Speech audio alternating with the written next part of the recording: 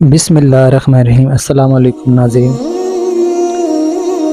اگر آپ چینل پر نئے آئے ہیں تو چینل کو سبسکرائب کیجئے۔ اسرائیل کے لوگ بندر کیوں بن گئے؟ ایسی کیا وجوہات تھی جو بندر بن گئے؟ بنی اسرائیل کی وہ قوم جو بندر بن گئی، یہ واقعہ حضرت داؤد علیہ السلام کے عہد میں پیش آیا، یعنی ان کے دور میں پیش آیا، جب ایک قبیلے نے قوم بنی اسرائیل سے علیحدہ ہو کر دریا کے کنارے اپنے رہنے کے لیے مکان بنا لیے اور وہیں آباد ہو گئے۔ ان لوگوں نے اکثر احکام تورات کے خلاف شروع کر دیے تھے۔ ان میں ایک یہ بھی تھا کہ وہ ہفتے کے دن مچھلی کا شکار نہ کیا کریں اور نہ ہی دنیا کی کوئی خرید و فروخت کیا کریں۔ ایسے میں آپ جب سمجھتے ہیں کہ جب کوئی علیحدہ ہوتا ہے تو وہ اپنا الگ سے کچھ نہ کچھ نیا کام کرنے کی کوشش کرتا ہے۔ ان لوگوں نے بھی کوئی پرواہ نہ کی اور اپنی من مرضی سے کام لینے لگے۔ جب اس قوم نے اللہ عز و جل اللہ تعالیٰ کی نافرمانی شروع کر دی تو پھر ان کی آزمائش کے واسطے اللہ تعالیٰ نے دریا کی مچھلیوں کو حکم دیا کہ ہفتے کے دن دریا سے نکل کر ساحل پر آ کر اپنے کھیل کود میں مشغول رہیں اور باقی دنوں میں دریا میں جا کر اپنی روٹین میں جایا کریں۔ حکم الہی ہو اور بات نہ مانی جائے، یہ تو ہو ہی نہیں سکتا۔ بس اللہ تعالیٰ کے حکم سے مچھلیوں نے ہفتے کے دن دریا سے نکل کر کنارے پر آ کر پھرتی رہتی اور ہفتے کے علاوہ دوسرے دنوں میں دریا کے اندر چلی جاتی اور اپنی روٹین میں ادھر اپنی زندگی بسر کرتی۔ آخر یہودیوں نے ان کو دیکھ کر ایک لالچ سے بڑی چال چلنے کی کوشش کی۔ ایک چال چلی، انہوں نے دریا کے کنارے پر نہر کھود کر وہاں اپنے جال ڈال دیے۔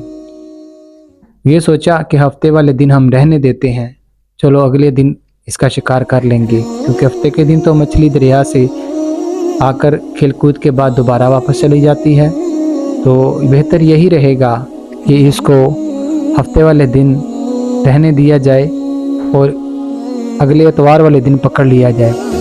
آخر وہ سب ہفتے کے دن نہر میں جال ڈال کر رکھتے اور صبح اٹھ کر اتوار والے دن مچھلی کو اپنی ضرورت اور آرزو کے مطابق پکڑ کر کھا لیتے۔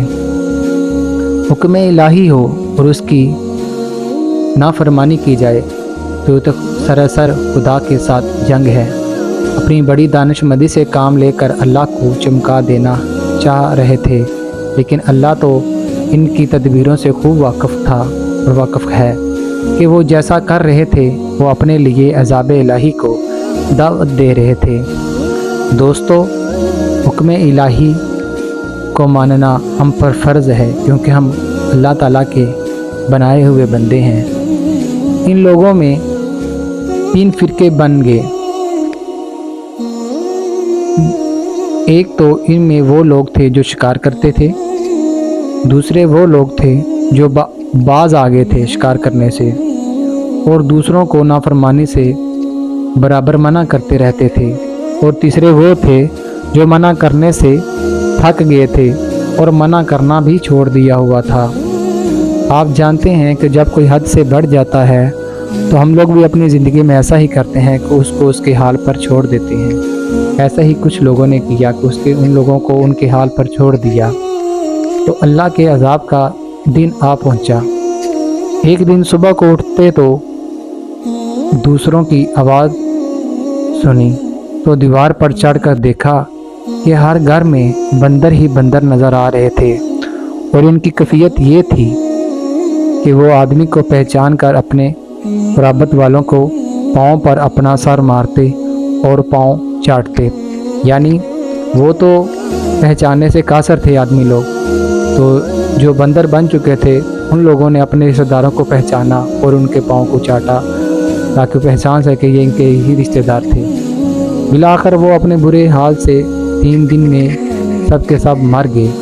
تو مسلمانوں، نافرمانی کے سبب اللہ عز و جل کے حکم سے بنی اسرائیل کے چہروں کو مسخن کیا گیا، یعنی ان کی شکلیں بندروں جیسی بن گئی یا ہو گئی، اور ہم لوگ چونکہ خاتم النبی امت محمد رسول اللہ صلی اللہ علیہ وآلہ وسلم سے ہیں، اس لیے زمانے میں گناہوں کے باوجود نبی اکرم صلی اللہ علیہ وآلہ وسلم کی وجہ سے ہمارے چہرے ویسے کے ویسے ہی رہتے ہیں، ان میں کوئی تبدیلی نہیں آتی۔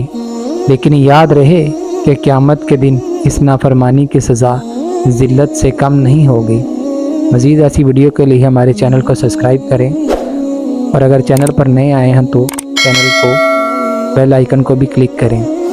آپ کو ہماری ویڈیو کیسی لگی کمنٹ سیکشن میں ضرور بتائیے گا، اپنی رائے کا اظہار ضرور دیجیے گا۔ پھر ملتے ہیں اگلی ویڈیو میں، تب تک اللہ حافظ۔